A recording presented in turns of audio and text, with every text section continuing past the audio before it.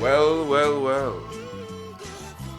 Never thought we'd be here. Hello, Potters. How are you today? And welcome to the 100,000 subscriber Q&A video. First and foremost, I do want to thank everyone who's been consistently watching my videos, clicking the like buttons, commenting the comments, doing the thingamajig, because you, in some small part, have helped me to reach this milestone. And granted, we started the channel a very long time ago, but even when I watch previous videos, because I did a bit of prepping for this video, I watched them and I'm like, I did not even think I would get to like 10,000 subscribers. So I want to give you a big, sincere, and honest thank you. A big shout out to my patrons who have actively been carrying the channel for the lifetime of this channel. I kind of started my Patreon on a whim one day, and it turns out enough people like the knowledge they gain from my channel or some of the resources that I give them on the channel that they've decided to support me, so that I keep doing that for the community. So on top of that, YouTube has sent us our play button. You know that little silver plaque that they give you when you reach 100,000 subscribers? It's a weird process because once you reach 100,000 subscribers, you actively have to contact them and tell them like, hey, I want the thing that you would give me for doing this. Then they have to go through a check system so they see that you're not one of those channels who just spams other people's content and tries to like steal it, you know? You might not be aware of that community because you ingest YouTube content on a certain level, but I don't ingest like art YouTube content that much. I often watch like gamers and whatnot. And if you get into that part of YouTube, you realize that there's a lot of people who are just screen capping content and then rinsing it for their own content and making money off of it, because the algorithm doesn't really care if it's your content or not. It just wants interaction from people. So they have to do like this weird miniature background check on your channel, and as long as you pass it, you get the play button, and we got it. So in today's video, we're gonna open this up and take all the questions that I've pre-asked people about a week in advance for this video. Don't worry, we only have about 25 questions, but the general rule is that you can ask me any question you want. It does not have to be pottery or ceramic art based, and I will answer it on screen along with your name on screen, just to keep some of you from asking the weird questions. So when you open it, it comes with like this heartfelt, like, do you remember your first subscriber type of note on top of it, along with, just in case anything happens to it, they give you this little card to tell you where to get another one. And fun fact, you can actually buy multiples of these, but it does cost a pretty penny. Boom. Check that out. Yes, wow, sir. that's Yes, nice. sir. It's shinier than I thought it would be. I kind of thought it would just be regular. You can see right there that not only is it from YouTube, but it has my full channel name and a reflective play button. So you can see everything in the background now, including the camera. That's cool. There's a little card stuck underneath it, it looks like. Oh, look. Recognize your team. I don't think this is for me. I think this is for people who actually have a team. I'm just one. The person who's been doing all of this work is like 98% me, and then someone got so tired of my spelling errors throughout the years that they have me send off my stuff to spell check a lot of my things. Like, I have a blog that I run on earthnationceramics.com, my website that I sell a lot of my work through. I really like my blog. I've gotten into blogging, especially because a lot of my glaze research and a lot of my glaze recipes are up there. But this person got so infuriated with, like, the research is so good. Like, I love your experiments, but you cannot spell for jack. What are we gonna,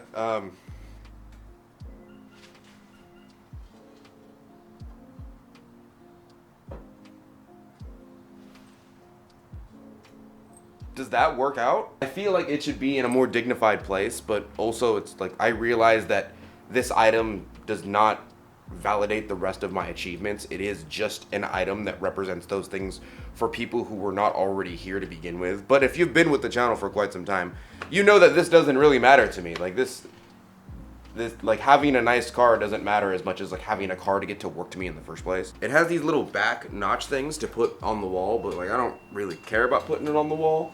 So I'm just gonna put it there, and then I'll have to clean it off every month because clay studios are dusty and dirty. And that'll be a representation of me having to clean yet another thing every single month in the house. Okay, now that the nice shiny is up, we can finally get to the video. I have about 25 questions here that I am going to answer from both subscribers, patrons, and Instagram followers alike. If you'd like to follow me on any of those sites, it's always down in the description below. My website and all that stuff's down there. From IJJJJJJJJJJJJJJ on Instagram asked, how do I calculate clay shrinkage? Calculating clay shrinkage is pretty easy as long as you just look up the specific clay that you have. Most of the time you can look up your clay shrinkage by either going online and looking it up or just asking the clay distributor. For example, more popular clay bodies such as B-Mix or B-Mix with Grog often have the clay shrinkage posted on somewhere like Digital Fire or the actual website. They will give you a number that will tell you how much your clay will shrink both in the greenware, the bisque, and the fully finished product. Do you have a clay that shrinks 10% and you have something that's 100 inches around and 100 inches tall and XYZ and XYZ? I'm using round numbers to be simple here. But you're gonna lose 10 inches all the way off of that pot. Keep in mind that most people are just calculating height and width, but you do have to calculate dimension as well. So if you're calculating clay shrinkage and it's 10% and you have a pot that is 10 inches high and 5 inches wide, you essentially have to calculate both of those angles, including the depth being from side to side.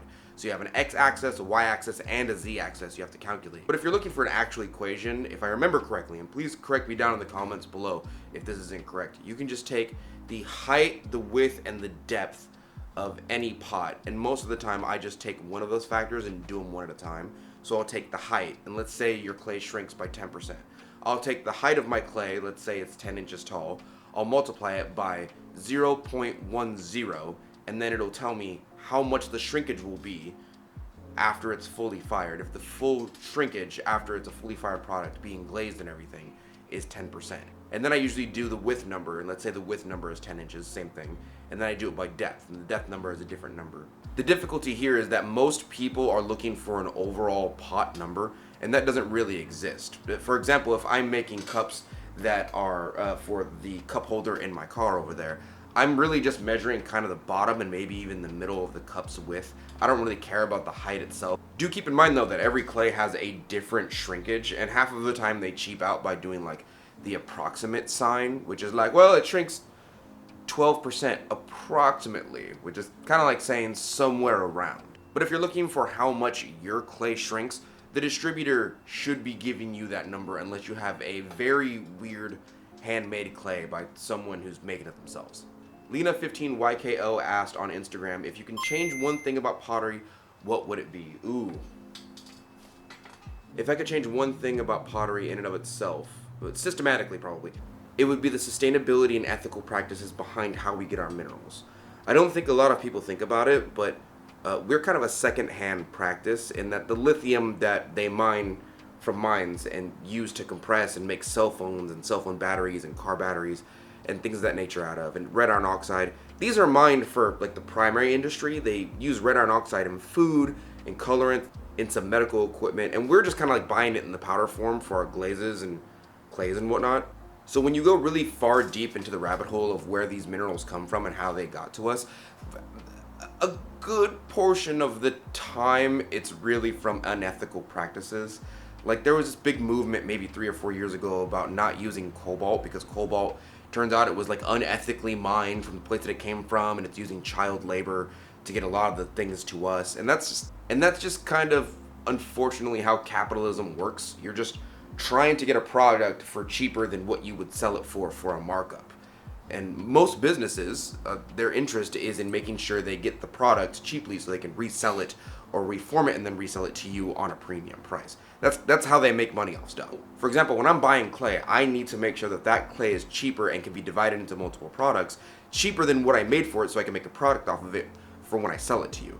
Otherwise, I'd be breaking even or losing money every time.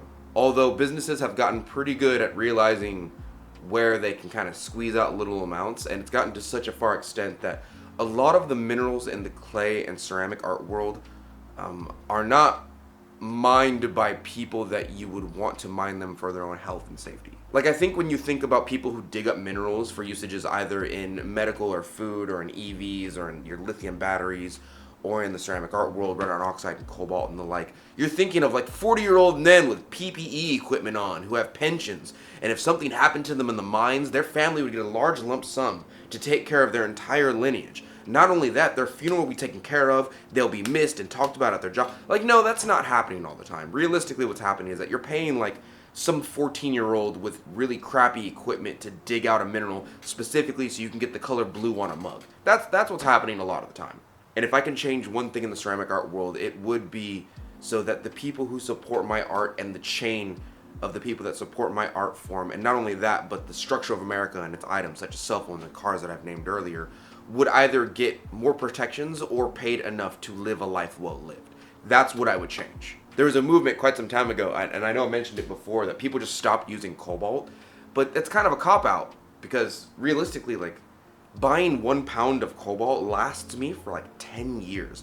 And even then, I make glazes to the point where I can make the color blue without cobalt, realistically, at this point. So there was a long string of people who are like, we're anti-cobalt because we found out the ethics are not sustainable and not proper, and, we care about the workers and I kind of believe it. For example, I've been making glazes for almost 10 years now. I still have the original amount of cobalt that I bought like 7 years ago. I bought a 2-pound bag of it a long time ago, and it's still lasting me. But the key point for me is I don't think people think about that. I think they think that ceramic art is kind of its own enclosed capsule of minerals, and that every other industry is using like a higher quality of stuff because we're seen as like a hobby sector. But realistically, the hobby sector is a secondary buyer of it, the primary materials in which the greater overall world uses. Again, it's in your lithium's in your cell phone. It's in the EVs of your battery, the electronic vehicles. And I know I'm kind of pounding in this point, but here's a list of the things that red iron oxide is used for other than pottery. I know that was a very long rant, but like, I would just give them a raise. I would totally be willing to pay an extra $10 per pound of cobalt if you just pay this guy who's digging up the cobalt more money. Like, I would totally be willing to pay that. That is something that I would change first and foremost about the ceramic art industry. The problem is I don't really know what to do about it other than like try and socially pressure companies to bring these mineral operations back to America so that we can regulate them underneath American jobs, and then it can stimulate the economy of America. But at the same time, I understand a lot of these minerals can't be mined in America. Like, they're just not found in America. So, like, what do you send American workers over there and then deal with it? Like, do you deal with all that kerfluffle that it would take to transfer? Like, it's a weird situation where they're not doing it ethically, but it probably is the cheapest and most efficient way to do it, is the way that they're doing it, most likely. And I say that just not being in the industry, but just knowing how it is from my point of view. Bisque Pottery Studios on Instagram asked, at what age will you stop or slow down from pottery? I never really thought about that. I have a dream of me on my deathbed, like asking my daughter, like, daughter, hand me 5 pounds of clay so I can make the last pot I will ever make. She'll give me 5 pounds of clay, put me on the potter's wheel, and like, I imagine making a pseudo masterpiece, and then after it's done, me just looking at her and going, you are the greatest thing I have ever created. And then face planting directly into a pile of my own clay. Like, I imagine I'll just die on the wheel while giving my daughter the love and admiration she deserves simultaneously, A secondary question from Bisque Pottery Studios, would you ever consider an online glaze course for those of us interested in learning to create glaze? Yes, I'm actually building one right now for you on the website. If you go to the website earthnationceramics.com, you might see a tab that says like pottery classes, and there's nothing in that tab. That's because at the moment I'm trying to work on and flush out a long sequence of videos, recipes, and explanations of how to just put together a glaze. I'm not going to be talking about the chemistry, I'm not going to be talking about any of the complicated stuff, because I feel that first and foremost people should just learn how to put together a glaze well, and then I'll probably sell another class on like the intermediate version of glaze composition, which is like talking about the chemistry and the stole charts a little bit. But first and foremost, you should probably know how to just get a recipe and put it together. The reason I'm doing it that way instead of just giving you all the information at once is because I meet a lot of people, a crazy amount of people actually, who know how to put a glaze together, but they don't know how to put it together well. I've met people who like use rainwater and they swear that's the one way to put this specific glaze together is by using rainwater. I've met people who think that Texas water is so different from Sacramento water that you need to do that in order to have the glaze come out well. I've met people who don't weigh their viscosity, their specific gravity. They don't treat their water as an ingredient in the glaze. I've met people who don't use sieves. I've met so many people who claim they know how to put a glaze together who will actively tell other people they have a bad recipe, and then when you investigate a little bit, you're like, oh, you're just putting minerals up and shaking it around in water. You're not doing anything that would help the efficacy of your glazes. So first and foremost, I want to make a class on how to just put a glaze together. I will also probably start doing that in real life as well. The IMCO company has said they're interested in holding a class for me where people would pay to come by, and I'll put you through the ringer. You know, we'll get the minerals, I'll show you how to weigh things out on a gram scale, I'll show you how to weigh specific gravity, viscosity, I'll show you how to use a gram scale, I'll show you what minerals to use, I'll show you how to test your stuff, make test tiles, and I'll even show you how to do a line blend. And those are all things that will just last you for about 10 years in making glazes. And that's even if you're not interested in any of the chemistry. I think a lot of people get really scared of making their own glazes because they assume it takes like big brain chemistry to do it. But realistically, there's like 3 levels. The first level is you could follow a recipe. You don't have to, it's very easy to learn how to put together a glaze. The second level gets a little more difficult where you talk about the stole chart and things like that.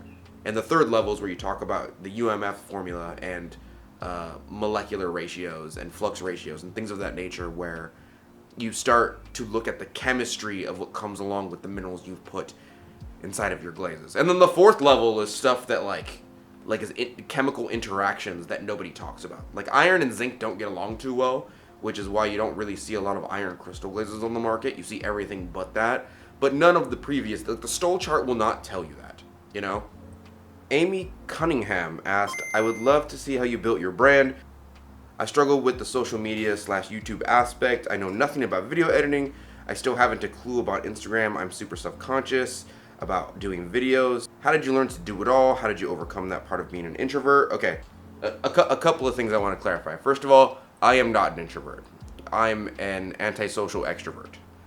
If you ever see me in person, I'm very standoffish. I want to be very clear about that.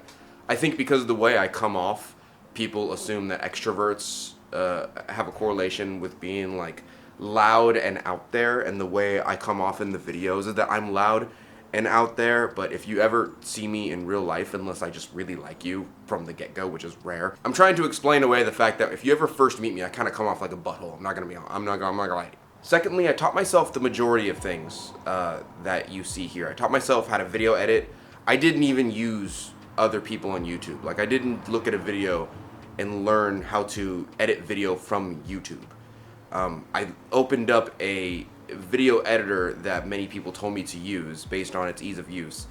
And then I messed around with the controls and the settings until I figured out what I could do with them, and then from there I just kept gaining skills and gaining skills. So one thing that I've learned about myself is that the more practice I physically get with something, the more I learn about it and the better I get with it. And I think that just goes to why I'm relatively okay at ceramic artwork.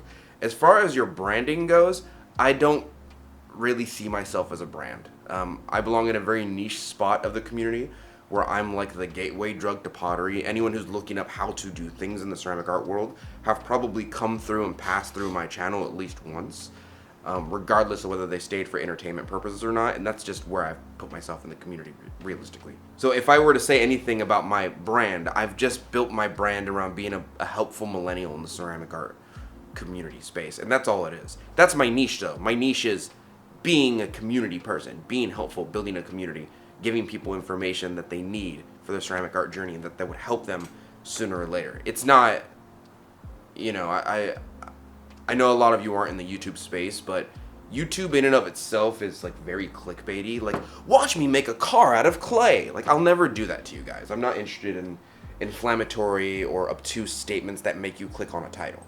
When you see my videos, I'm honest, I'm realistic about it. If I do a glaze review or I want to show you something, if it's like pro tips for centering pottery, those are the tips that I think most beginners don't think about. They're like pro tips. If I do a glaze review, it's like glaze review SW15 from the Mako company. That's what the video is about. I don't think I ever have or ever will make a video being like, they did what to my glaze? Oh! With a big effing arrow and flames and a circle right here. Like, I might do that for this video just to be funny.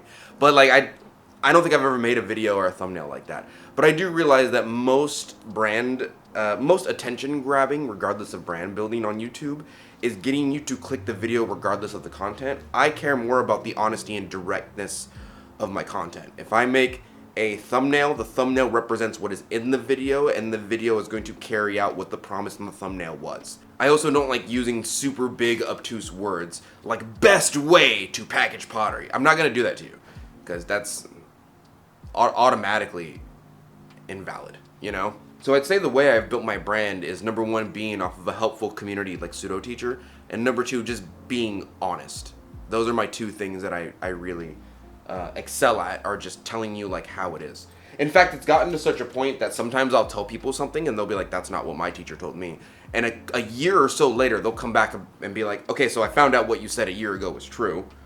For the people that came back to me, thank you, because it really validates me. But for example, the most average one is people saying like opening your kiln early causes crazing, and I'll say no, it doesn't. It's the difference between the thermal expansion of your clay and your glaze. And they'll go, that's not why my teacher said. But I do see a lot of YouTube videos, regardless of being in the ceramic art field or not, that will contextually lie to you just to get you to click on a video. Best clay ever.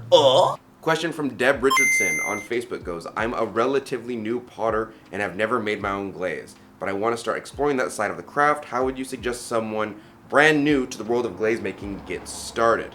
I'm currently limited to using a community kiln for the time being. Firings are limited and somewhat random. Okay, that one's pretty easy. I would heavily suggest going online to either Glaze or buying a glaze book of some sort and just starting to gain the materials that you will need to put together a glaze in the first place. And from there, you just follow the recipe.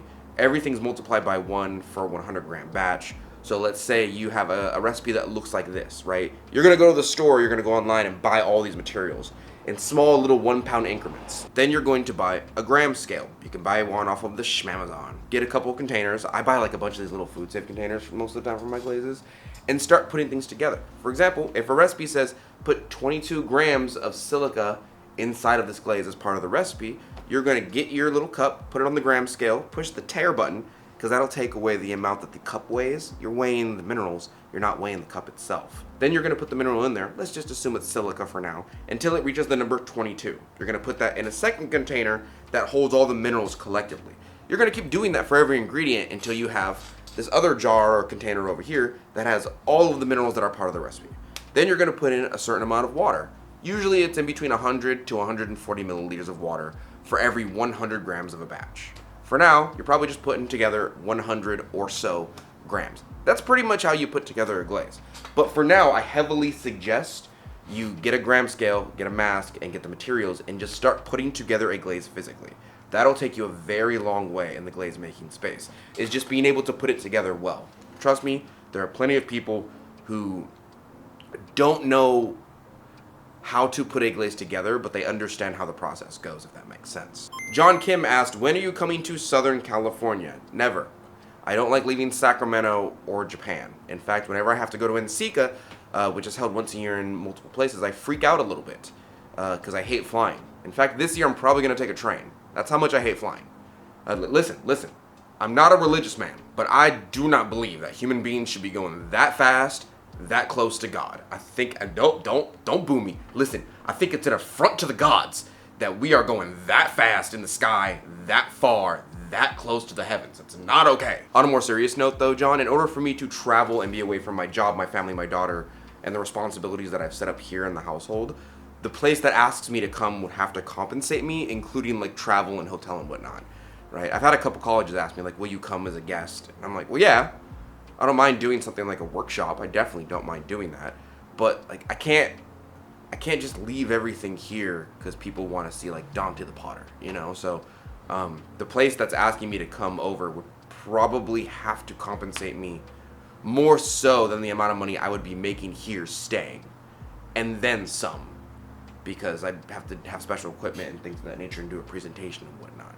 Right? So if I'm saying this now officially, if you wanted me to come to your studio, just pay me enough to come to your studio. That's as simple as it gets. And that's not even me being money hungry. That's just me going, if I go somewhere randomly, I'm gonna lose money because the things that I do here make money for my family. And my family needs money to live, as we all do. So you would have to give me that in order for me to go over there, you know?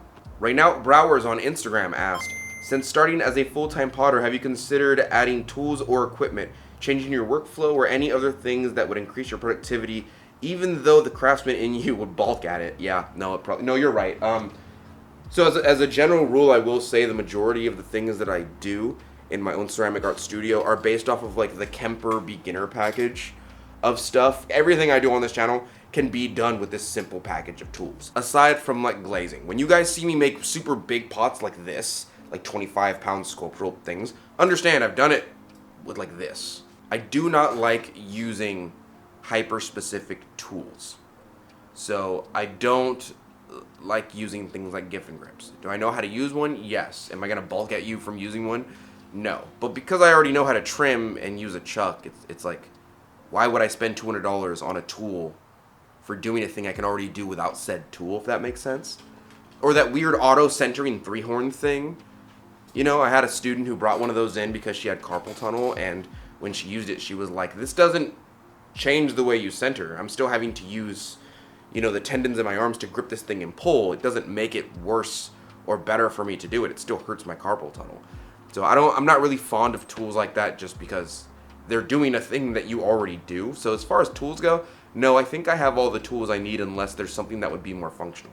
Like if I learned how to slip cast, I'd probably make all my textiles out of slip cast, but I don't know how to do that. As far as functionality and productivity go, yeah, what I've started to do, and it might be around here somewhere, what I've started to do is I started to keep a little journal or a little notebook of the shapes that I like, how they are, what the measurements are, and the amount of clay that I use. So when I make an entire set of teacups, I know that they take like 13 ounces each. They're made in this size, they're this wide by this depth by this height, and they're trimmed in this fashion at this cone with this clay, and they look best with this glaze on them. And this little book has all that information on it. This has been a life and a time saver for a large portion of a lot of my work. Because what often happens is I have a table and then I do other stuff, I do YouTube, and then the next 4 months, in 4 months I have another table and I'm like, oh, I can't remember how much clay I used to make that thing. But the book has it in there. I don't keep those notes mentally. They have to be written down somewhere because of all the different things I do, all the balls I have in the air. So this is the one thing that I've changed over the course of like a year that I keep all the time now. In fact, there's only like 7 pages in here. This is a pretty recent thing I've started doing. Everything else you've ever seen me do has just been by me eyeballing it, to be real with you. There's been a couple times where I take measurements just because like the person I'm working with on a commission piece has measurements, but I've just gotten to the stage where I'm keeping notes on my forms instead of my glazes. I've been keeping really extensive notes on glazes, but my forms are something that I haven't done for a while. And it's the same mentality, right? What happens is you're like, man, there was a glaze combo I liked a long time ago, but I don't remember it because I didn't write it down. I didn't write down what temperature, what clay it was on, or what cone it was. And then the same thing happens with your forms. You're like, man, there was this form I made that I really liked, and it caught my eye, and it kind of fulfilled a piece in me. But I don't remember what it is, and I didn't write down how much it weighed, or how I pulled it, or anything like that, or the dimensions. This fixes that for me. This fixes that. Glaze, I'm so sorry I just messed up. I'm so sure I messed up your name. I'm so sorry. Asks, what series are you planning for YouTube? I can't tell you that. I actively can't tell you that because as soon as someone sees this, they're either going to take the name or they're going to start their own channel. Like the amount of people I've met who said they started their channel because they saw my channel, which is fantastic, by the way. I love that. I love more people in the community. But that does tell me that people are looking at my ideas and then going, oh, I can do that too. So I can't release everything all the time. I've told Lindsay some plans, and I've told you guys some plans in this video. Like I do plan on making a glaze composition, like glaze making 101 and then 201 and 301 video for my website so I can sell that off because a lot of people are interested in my glazes. But as far as what I have planned for the channel that you could just easily do probably in 5 minutes yourself, I can't tell you guys that. I'm sorry. Marcus Ceramics on Instagram asked, are there any oil painters you like? What do you like about them? That's a really difficult question because from my point of view, a lot of the old masters and a lot of the famous oil painters of the past are often romanticized because of their mental disabilities. And that makes it sound very strange, right? But people, whenever they mention like Van Gogh, they're like, oh my God, he had a mental disability, he was dealing with a lot of things, and he still made beautiful paintings. As if there's some kind of strange social perception about really good artists that they must have something wrong with them, or they must have some type of mental or emotional pain or disability in order to transmute it into beautiful work that would transcend history. And I don't think that's true.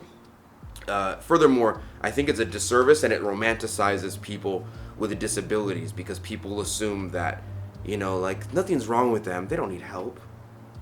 Maybe they're a great artist. Like, no, that's not how that works. And it's, you know, saying something like that breaks the tone of the help people who have disabilities mentally or otherwise might actually need. None of them are alive, I don't think. But like Pollock, I don't like Pollock. But I do realize that I only dislike Pollock right now because I'm in the future looking back on a cultural set that wasn't already set for me. So like when Pollock was doing his thing, it was brand new to society, right? Like it had never been done before. Or at least he was the most popular person who had done it at the time, right? By the time it reaches me years and years and years later, I'm like, yeah, every schmuck on Instagram is taking paint and just throwing it at a canvas and then making viral content off of it. Like, yeah, so I've grown a disdain for a lot of the more popularized things in the art world because they've become ticky-tacky. They've become overused and so saturated that people are just using them as bubblegum. They chew them and they spit them out. On top of that, I don't like the romanticization that society puts on artists because they assume that people who are more damaged make better artwork. I don't think that's okay or valid. There was this one guy I really liked, but I forgot his name. I'm gonna put it up here because I'm gonna remember it by the time I edit this video. But almost all of his paintings, like the facial recognition that he drew, all of them look like Vladimir Putin, and I don't know why. I have no idea. All of his paintings look like an average Russian depiction of Vladimir Putin, and I don't know why. I loved his paintings. But as far as the, you know, like when you look at the Mona Lisa, people are like, oh, the Mona Lisa is beautiful. No, when you look into the history of the Mona Lisa was popularized because somebody stole it at one point, and then the paintings became more infamous because of that theft. That's really, before the Mona Lisa was stolen, nobody really cared about the Mona Lisa, realistically. No one gave a damn about it. And then it got stolen. Once we got it back and we found out, people are like, oh my god, it was so valuable, this invaluable piece of artwork. But really that theft perpetuated its infamy even more and more. I will say if you look up the person who painted the Mona Lisa, Leonardo da Vinci's apprentices, they made better versions of the Mona Lisa than Leonardo made, and no one ever talks about them. Those are the guys that I like. I like these guys, but I like them way more. Like, this seems colorful and like eye-catching to me. This is just like, was popular because someone stole it, oopsie doodles. Granted, I know there's someone who's angry at me right now for saying that because the Mona Lisa does have its own accolades behind it, but there was a time in which people didn't know it on a massive scale, and then it got stolen, and then everybody knew about it, you know? Salvador Dali is probably one of my favorites, but that's just because he was just weird and people didn't understand him. He had a form of expression that was just weird. Again, Jackson Pollock just kind of like threw stuff at a canvas and people were like, oh, it's so abstract. And he's like, yeah, sussy baka. it sure is. But if we had that guy today, he would just be an average TikToker. So I understand that I dislike him because of my cultural lens. It's not that he wasn't a good artist. It's just that I've been so overly exposed to that type of work that I'm just like, it's not special to me anymore. Thomas Cole is good. Jeff Koons has a bunch of paintings that you could find elsewhere before he painted them as well, if you catch my drift. I know everyone's probably right now screaming at me like Frida, oh, Frida! But I wasn't really into Frida, not because I don't think she was or wasn't a good painter. It's because I think she's more of a social proponent. She has much more of an effect on society because of the way she lived her life, more so than her painting. She's just known very well for this self-portrait, but I think if you took this away and you still took all the aspects of her life and talked about them in like a history class, she would be just as important. So it's not like I like her because of her painting. It's I like her in general and she just happens to paint. Oh, actually, you know what? You know whose work I really like? I think his name is Kerry James Marshall.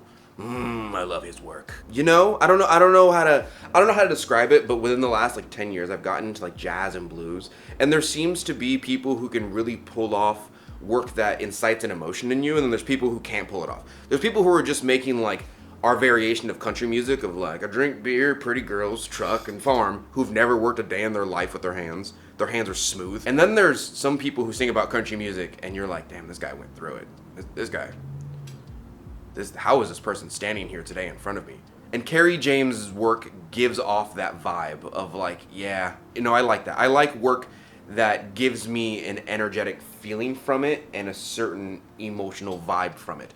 I don't like work that's just like, here it is, it's pretty, I guess. Kerry James Marshall, I think his name is. I'm pretty sure that's his name. It's Kerry James something. Kerry James Marshall. He's probably one of my favorites that come to mind right now. But I know that's gonna change in like 5 years. Kasky Ceramics on Instagram asks, clay chemistry when? Never. I'm not interested in clay chemistry whatsoever. I'm not interested in making my own clay because there's so many options for clay, and I know how they interact with my glazes well enough to the point where I don't have a need to control that form of expression.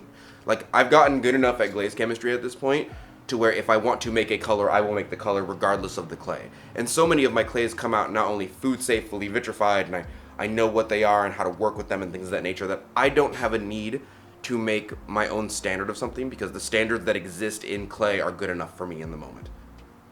I have no need for it. Although there's plenty of glazes out here that are just straight up trash that I get from bottles.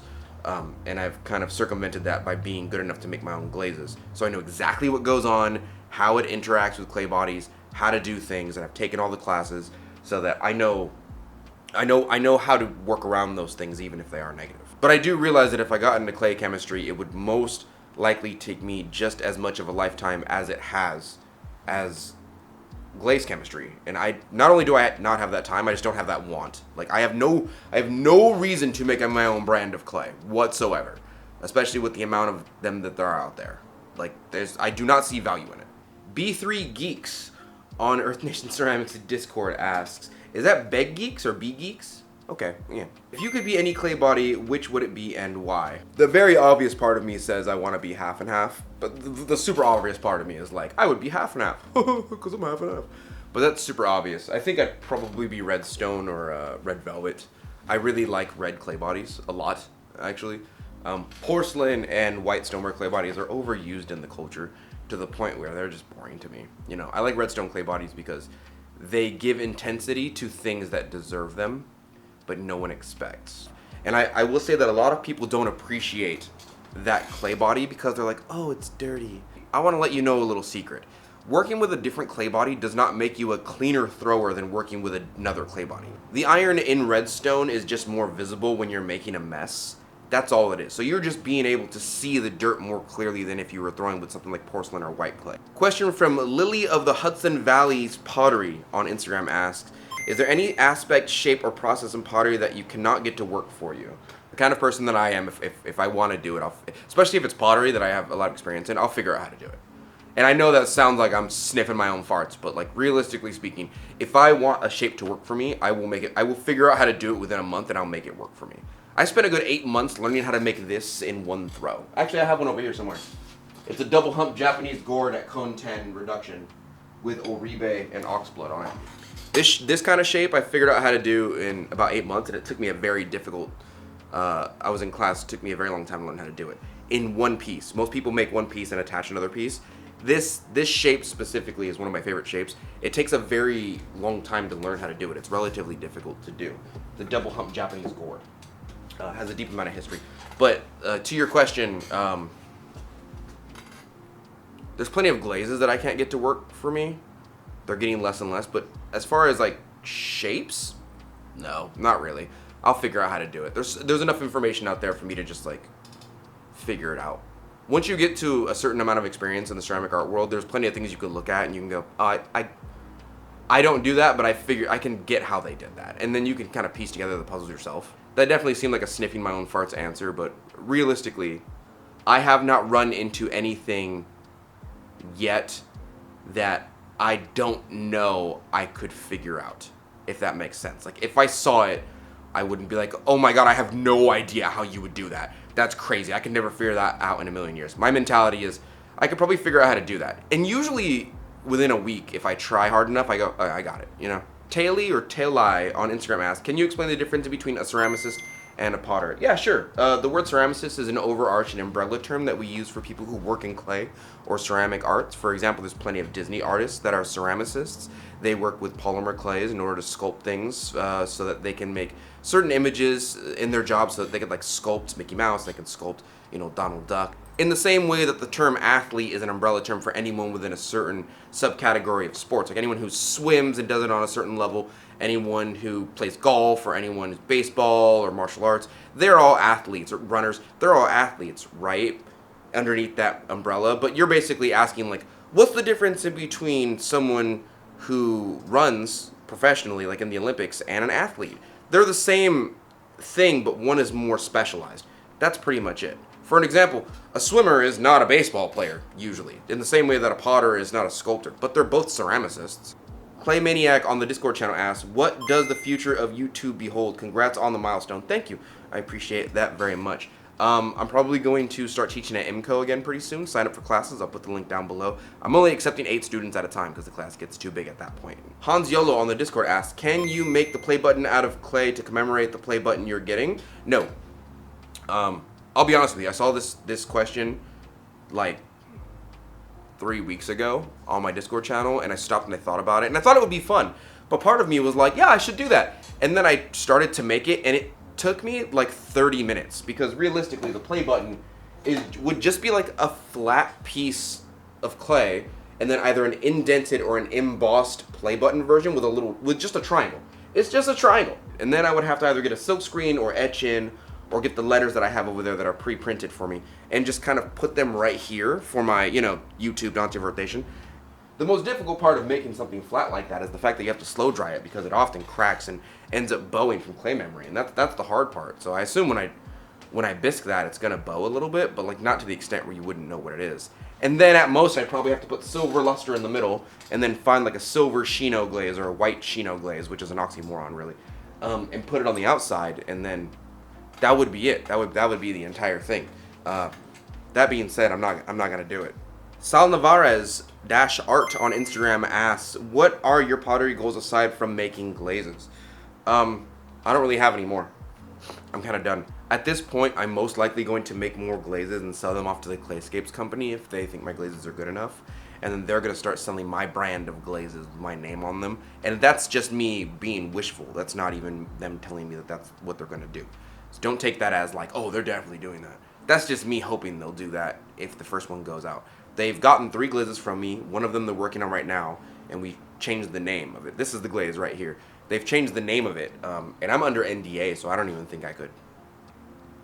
I don't think I'm allowed to like, I'm definitely not allowed to share the recipe. But as far as any goals aside from making glazes, it's probably going to be making a glaze making class for my website, starting another teaching job at IMCO, adding more work to the load, and then after that, I'm probably going to start another YouTube channel, which again, I can't talk about. Chris Stanley says, congratulations. My question, are you going to have another Dirty Potter challenge? When? For those of you who've been with the channel for quite some time, the Dirty Potter challenge is where I get like a bulk of items that I would like to give out to somebody who wins a contest that I essentially put on YouTube. At least once a year I'll do this.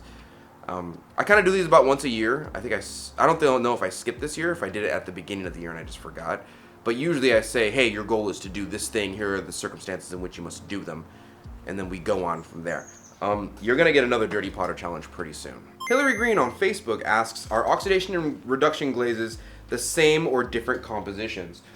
So in my experience, if a glaze maker is making a glaze for reduction or oxidation, they will make it specifically for that atmosphere. That being said, if your question is, will an oxidation glaze work in reduction and vice versa?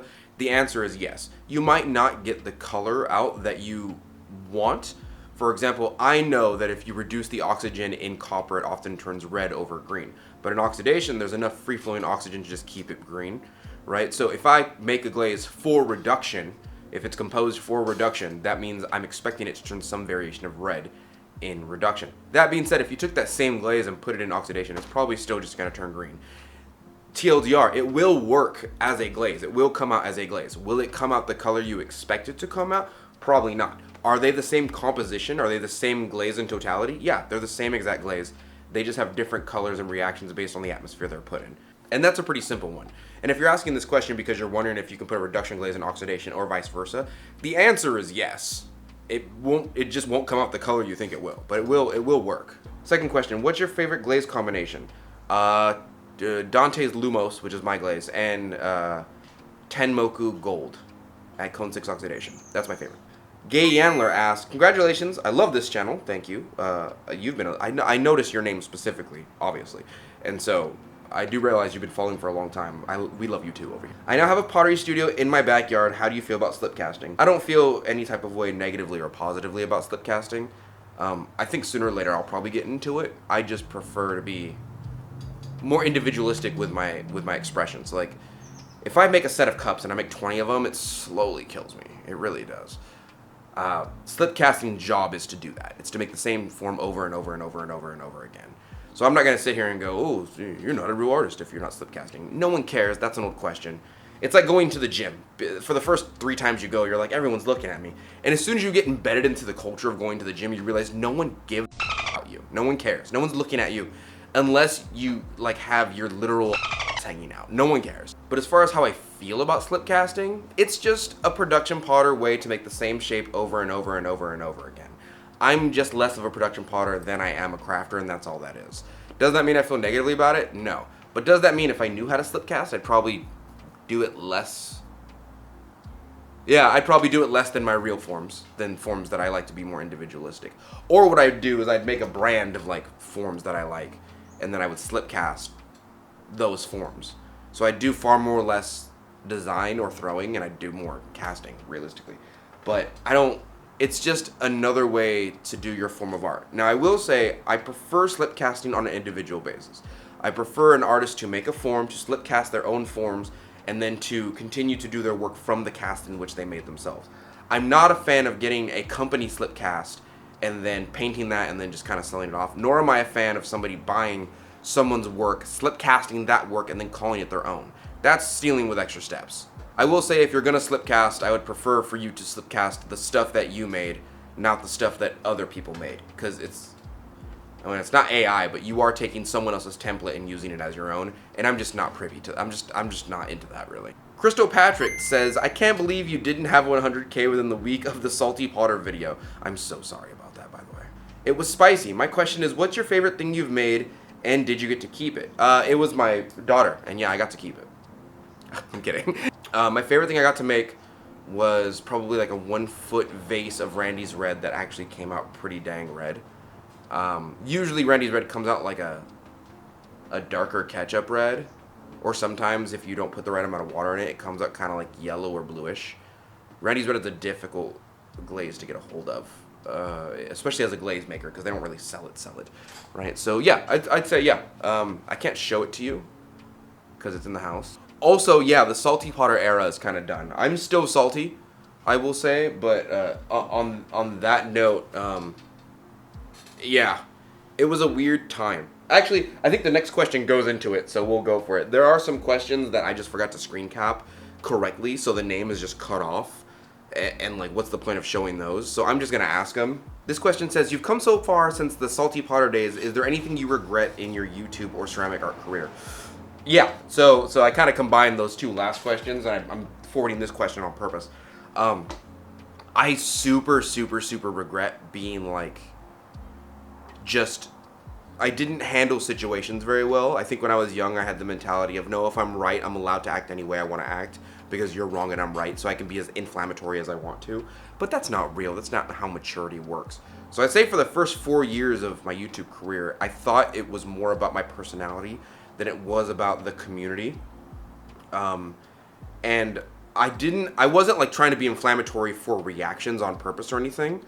I think I was just being silly in front of a camera because I was an immature person. When you look at my older videos, older videos, like the first ones, I've even put a lot of those on private because I hate those videos now. Looking back on them, I'm like, this kid sucks. He's good at throwing, but he sucks as a person.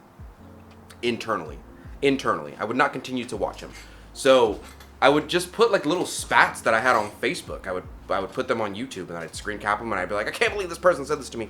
And it's not until a very well-known, respected, well, I guess respected from me, I respected him, artist pretty much you know, had suspicions of me doing this on purpose, and I wasn't. I was just kind of doing it because, like, that's just the way I was at the time. I was immature. And, you know, I had a conversation with him, and he was straight out said what I needed to hear. He was like, I think you're being inflammatory and hate baiting because you realize it gets reactions and it feeds the algorithm. I think that's what you're doing. And from my point of view and other people's point of views, what you're doing is you're like rage baiting on purpose. And it clicked to me in that second that it was like, oh, regardless of my intentions, the way I'm acting is perceived as someone who is being inflammatory or making these really obtuse claims and being extra dirty and salty just to get attention. And I never want to be seen as that. I always wanted a community. But in my immaturity, I didn't understand that. So after that, you'll notice a quick rise in like me handling situations differently.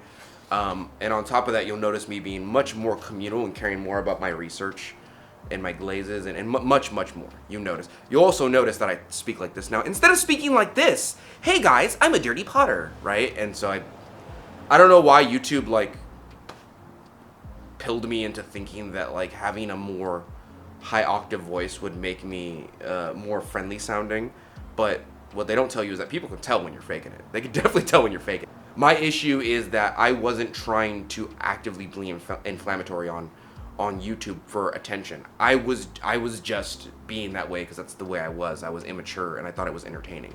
It's not entertaining. It's just somebody being immature on screen, and then that feeds the algorithm. But I wasn't those two weren't in correlation to me. I was doing one, it was happening to the other. That being said, for anyone who was part of the channel during that time, I am deeply sorry. You got a version of me that I did not want to put out into the... You got me on the cusp of being mature. You got like, I was that way, and then something horrible happened to me, and that was like the crucible and the catalyst to me just being a better person in general. And when I started the YouTube channel, I was like at the tail end of that. And so you got some truly diabolically stupid videos. Like videos that you did not deserve to see. It wasted your time. It didn't do anything for the community. It did nothing for your knowledge in the ceramic art world, and you really shouldn't have seen them. Claymore Goods on Instagram asked, when are you starting doing around the globe to do workshops and educate the masses? I get what you're saying. I totally get what you're saying. When am I going to start doing workshops around the globe? Again, it's the same question as before of the person who asked me to go to Southern California. If somebody offers me enough money to travel and do a workshop, I will then do it. I have to have enough demand for me to supply. I can definitely supply. I've made classes already. I do presentations even at my job. I turn the lights off. Let's talk about clay drying, stuff like that. You would have to ask for me, and then you would have to pay me to do the thing. Like, that's about it. Lisa Huari on Facebook asked, if I fire low fire pottery only to the low fire maximum, what will happen to the high fire clay? It'll just be far less vitrified. Certain clays are designed to go to a certain temperature, right? So they assume that you're firing to the highest point in which they can fire. And at that point, that's when they're vitrified, or when the pores are closed enough to not accept moisture and water. That's what we're doing when we make usually food safe stuff. Low fire pottery isn't as vitrified. It can't reach that temperature. If you put high fire pottery in a low fire kiln and put low fire glaze on it, will it still come out as pottery? Yes. Will it come out less hard and less vitrified? Absolutely. It'll absorb a bunch of water and the bacteria and anything that comes with it. Granted, you're probably not going to die from eating or drinking off this, but it'll come out. It just won't come out in the preferred way that high fire pottery ought to come out. Leah Roberts on Facebook asked, what are the 3 pottery tools you can't live without? Question number 1. Question number 2, what item process in your studio has brought you better quality of life overall? And question number 3, in an annoying voice. In episode 55 of the Mud Peddlers, you state that you're going to buy one of your patrons a wheel or kiln at 100K. Is that still on the table? Answer to question number 1, I need a sponge, I need a pin tool, I need a rib. Everything after that is chef. I don't need it. As far as question number 2 goes, a fan. A fan does wonders, especially because I'm very aware of silica and silicosis, but thankfully most silica is heavier than air, so it like goes down to the ground. So unless you have a cat or like a baby in your studio, you're not breathing that in. Like if you put a necklace around your neck and its job was to measure the level of silica in any given area, it wouldn't get most of the silica unless you're down there where it goes because it's heavier than oxygen. But if you just get a fan and point it towards an open space area and blow it, like if this is the opening over here of my garage and I have a fan over there, and it's blowing this way, that helps a lot with airflow. As far as question number 3, yeah, it is on the table. It is on the table. It's not going to be a big kiln like this one behind me. It's going to be like a small tester kiln. I don't think we're going to do it anytime soon because I just don't have money like that. But like my little kiln over there, my Scut Firebox, was like $300. I'm totally willing to blow $300 on one of my patrons or subscribers. Absolutely. 100%. Can I do it all the time? No, absolutely not. But I'm willing to do it like one good time. Especially because the little tester kiln I have over there is so awesome, honestly. It saves me a lot. Like, imagine this. Every time I do a glaze test, I have to do little test tiles like this to see how the glaze comes out. And, like, I can't just fire little tiny tiles like that in here. It's a waste of energy, right? You're not firing 1 or 2 things in your kiln. That's a horrible waste of energy, right? That little thing over there only holds 1 or 2 things. And that's great. And it also fires in, like, 7 hours. So it's super awesome. Trotwood Ceramics on Instagram asked, when is it worth to try refiring a piece? When the glaze doesn't come out functionally, I would say, honestly, because there's lots of people who will get like a piece out and be like, I don't like this green, or I don't like the color of it. Can I refire it? And I always say yes, but it's only to cement in the point that it's probably gonna make the glaze darker and a little more runny. It almost never makes the glaze lighter or like better in any way, shape, or form. But if there was a giant, crawl right here that didn't have glaze on it, I would reglaze this and put it back in the kiln, and that probably fixed the problem. That being said, I would like for you to realize that a lot of the pieces that you see in popular, like Ceramics Arts daily magazines, are fired multiple times. Multiple times. I've seen a piece be fired like 5 or 6 times. Absolutely. And I started to notice as I thumbed through the magazines that a lot of these pieces that are, super cool, they're like, oh, fired 7, 8, 9 times, stuff like that. They're just fired an absorbent amount of times to get the result they want, right? But I'm more of a, after the 3rd firing, if you didn't get the desired result, you should probably give it up. That being said, I meet lots of people. I have lots of students who are like, can I refire this? It didn't come out the right blue. And I'm like, there's a low chance that you're going to get the right blue by just refiring this. Most of the time, refiring things just makes it darker and more runny. Most of the time. I think it's worth it to refire a piece if it has problems like crazing and you're trying to cover it up with another glaze, or if it has problems like shivving, or if it has problems like, crawling, or if it has little pits in it, stuff like that, then I'd be like, refire it, probably fix it. But if it's not, if I don't know it's not going to give you a high chance of fixing the problem, then like, why do it? TLDR, don't refire your piece just because you're like unhappy with the color most of the time, unless you're really going to put another thing on it, then it's okay. Erica Teal asks, I have big dreams about selling my work, but sometimes I feel like it's so flooded. Why bother? Thoughts? I don't think the ceramic art field is flooded. I think there are just a couple of people who are very good at advertising themselves. Even when I go online, and I want to be clear about this because I'm gonna be salty. No matter what I say, it's gonna make me sound like I'm gatekeeping. But I think these people think I got into ceramic art to make money, so I'm gonna sell this stuff. Realistically speaking, that's not most people. At least in my mind, there's 2 different sectors of the ceramic art world. There's people like me and some other YouTubers who are just making their stuff and want to sell it to you. And then, and again, this is the part where I'm gonna sound like a butthole. There's people who are just slip casting work and from Walmart and then selling it to you with like Amico bottled glazes they bought and putting it on Etsy for like $60, $70, $80. I don't think they're in the same field as me. I don't think they're in the same field as someone like Old Forge. Like I don't think they're in the same communal area as us. I think the people who are looking for that specific art style are people who are not really in tune with the community, and that area is oversaturated. Target brand beige people looking for a don't bother me until I've had my coffee yet mugs that look like they came from Walmart on Etsy. And again, that's where I sound like a butthole. But like this work here, the stuff that I make, these people, the beige people are not, and by the way, when I say beige, I don't mean skin tone. I mean the colors they wear are almost consistently all beige in autumn and their house looks like it's a sanitary ward. These people are not interested in this work. This is the work that is culturally relevant to ceramic artists and potters and sculptors alike. We're a little bit more attached to the earth than this is, And at least from my perception of being in the community, there's definitely a divide of them and then us. Not them versus us, but them and then us. This area, very much oversaturated. Over here, I don't think there's a lot of oversaturation in this area over here. In fact, I could probably name 10 people that like produces the quality of work that I see sell well. And I would get into the field of standards, but that again would make me seem like a butthole, because I think everyone does need to go. You're gonna be bad for a while. You're gonna be bad for a while, and then you're gonna get really good. And if you keep going, you're gonna get really, really good. But I don't want you to think you have to be really, really good just to start selling your work. When I first went to my first table or anime convention to sell my work, all my stuff was like $20 each, and it was trash. It was straight up trash. But the people who bought my work supported me enough to where I can get to the place where I am now. I will say, to straight out answer your question, I don't think the market is oversaturated for people who are handmade artists and crafters.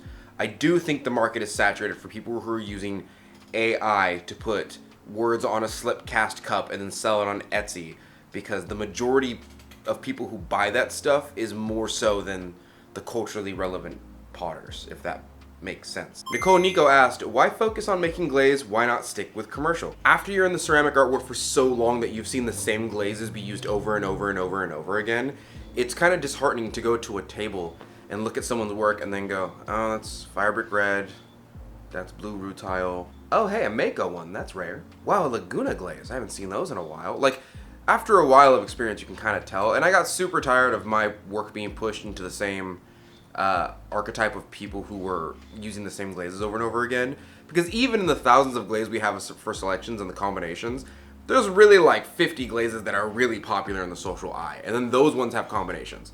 And of those are the ones that people like the most. Like, everyone loves seaweed green and ancient copper and, you know, fabric red and things of that nature. You know, like, oh, look, a supernova glaze. But there's only 5 or 6 of those. You can tell which ones they are. Long story short, I got super bored of my work looking like everyone else's work. And I also got super frustrated with the fact that a lot of the glazes wouldn't work on my clay bodies, and I was like, there has to be a way.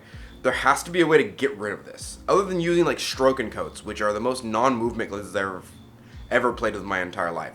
I'm pretty sure they're just mason stained pigments with a little bit of silica in them at this point. They're damn near underglazes.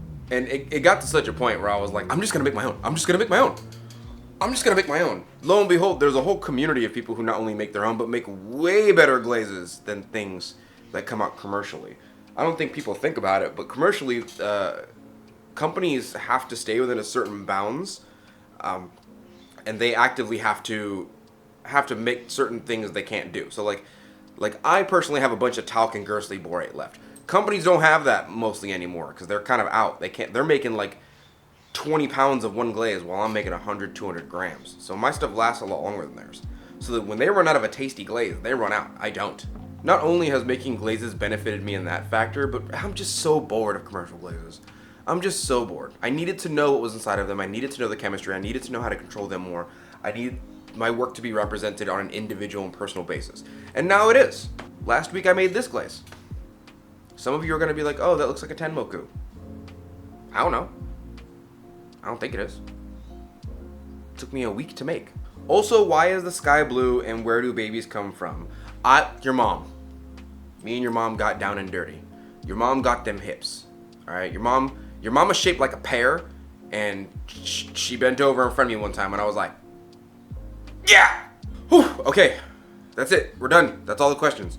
That's all the questions that I could sieve through that were relevant. 'Cause some of them were re-rinses that you could just watch in this video right here, which is the 50,000 subscriber Q&A. Stuff people are asking, like, what's your racial identity? And that's a weird question that I get almost every time.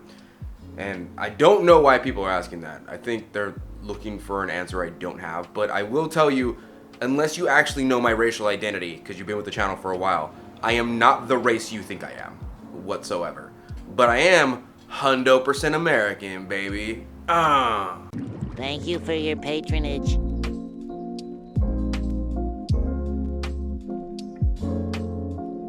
Raised on Mega Man X, Pop-Tarts, and Digimon, baby. That's right, everything I ingest has microplastics in it.